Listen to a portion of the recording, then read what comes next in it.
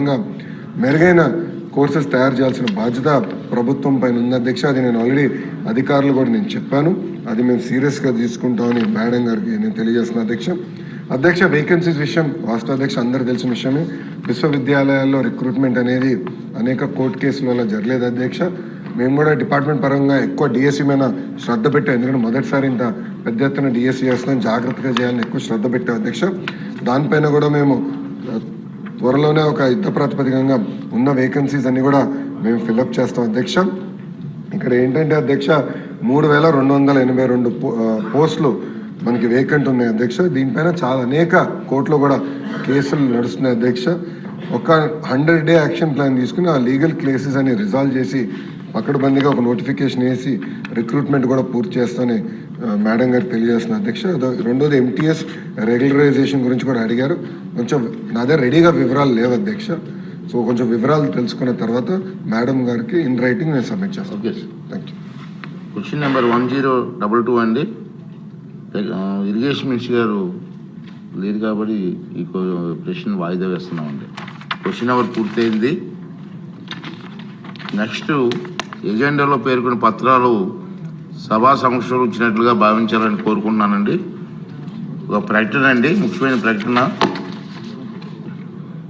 గౌరవ శాసన పరిషత్ అధ్యక్షులు వారి నుంచి నాకు ఒక క్రింద వర్తమానం అందింది. సెప్టెంబర్ 23, 2025 తేదీన జరిగిన ఆంధ్రప్రదేశ్ శాసనసభ సమావేశంలో ఆమోదించబడిన ఆంధ్రప్రదేశ్ పొలముల వర్గీకరణ బిల్లు 2025 ఈ బిల్లు ఆమోదించబడి శాసన పరిషత్కు పంపబడింది. కింద బిల్లును ప్రతిని ఆంధ్రప్రదేశ్ శాసన పరిషత్ విధాన కార్యక్రమం నిర్వహణ నియమావళి 147వ నియమం ప్రకారంగా శాసనసభ ఆమోదించిన రూపంలోనే యాజ్ ఇట్ ఈజ్గా కౌన్సిల్లో కూడా ఆమోదించబడిందని ఈ విషయం తెలియజేస్తాను. ఆంధ్రప్రదేశ్ శాసన పరిషత్ సదరు బిల్లు 25/9/2025 తేదీన ఎలాంటి సవరణ లేకుండా ఆమోదించిందని కూడా తెలియజేస్తున్నాను. ఇప్పుడు ప్రభుత్వ బిల్లులు ఉన్నాయండి, 7 బిల్స్ ఉన్నాయి. ఆ కార్యక్రమం టేకప్ చేద్దాం.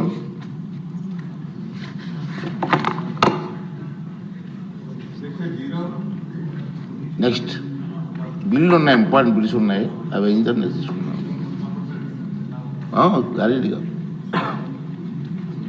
మానవ వనరుల అభివృద్ధి, ఐటీ, ఎలక్ట్రానిక్స్ మరియు కమ్యూనికేషన్స్ రియల్ టైమ్ గవర్నెన్స్ శాఖ మంత్రి గారు ఆంధ్రప్రదేశ్ బార్ కౌన్సిల్ ట్రస్ట్కు చెందిన న్యాయ విద్య మరియు పరిశోధనకు భారత అంతర్జాతీయ విశ్వవిద్యాలయ బిల్లు 2025ను ప్రవేశపెట్టేందుకు అనుమతి కోరుతారు.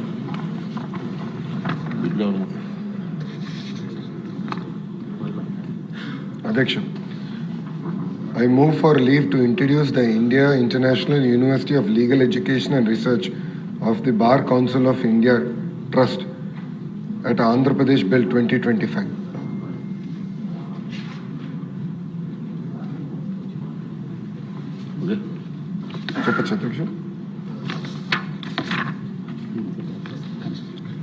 Adyaksha, I move that the bill be taken into consideration. ముందు చదువుతాను ఒక నిమిషం. అధ్యక్ష, ఇది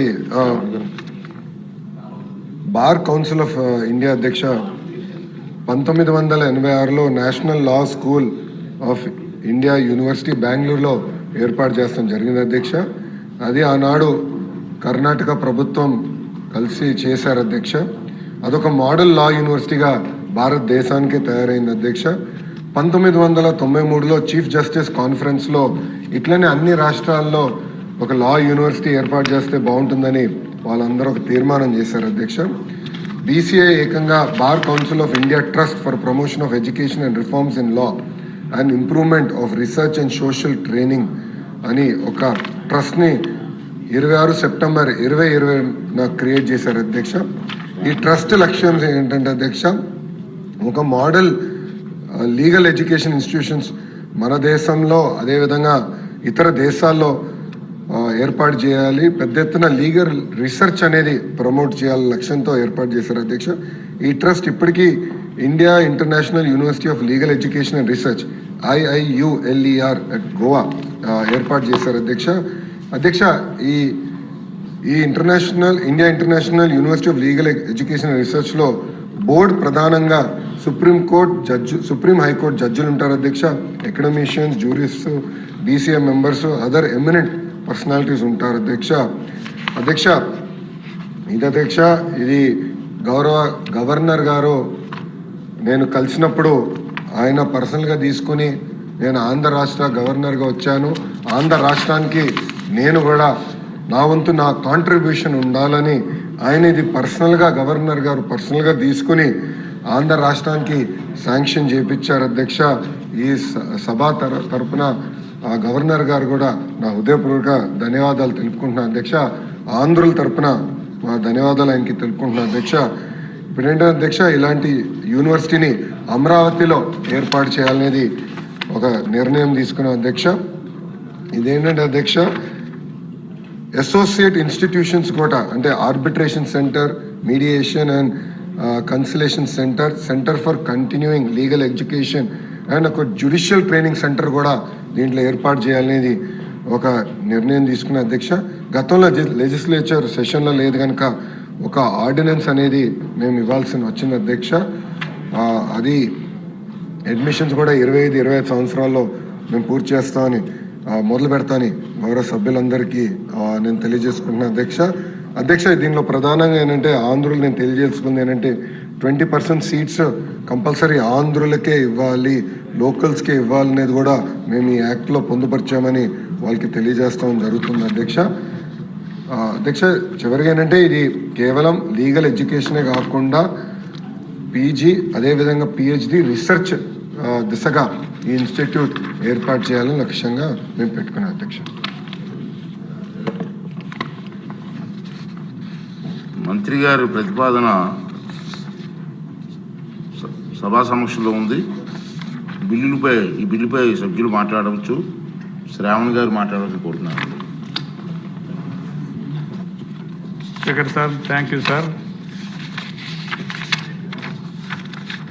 బార్ కౌన్సిల్ ఆఫ్ ఇండియా వారి ట్రస్ట్ ద్వారా ఇన్స్టిట్యూషన్ నేషనల్ లా స్కూల్స్ ఏర్పాటు అయిన సంగతి దేశంలో చాలామందికి తెలుసు అధ్యక్ష. మొట్టమొదటిగా బెంగళూరులో NLSU ఏర్పాటు అయింది. వారి యొక్క విధానాల ప్రకారం ప్రతి రాష్ట్రంలోనూ ఖచ్చితంగా ఏదో ఒక law school bar council of India ద్వారా యూనివర్సిటీ స్థాయిలో ఎస్టాబ్లిష్ అవ్వాలనేది ఒక ఇదిగా ఉంది. ఆ రకంగా కర్ణాటకకి బెంగళూరులో, ఆంధ్రప్రదేశ్కి విశాఖపట్నంలో దామోదరం సంజీవ లా యూనివర్సిటీ ఏర్పాటు చేశారు అధ్యక్ష.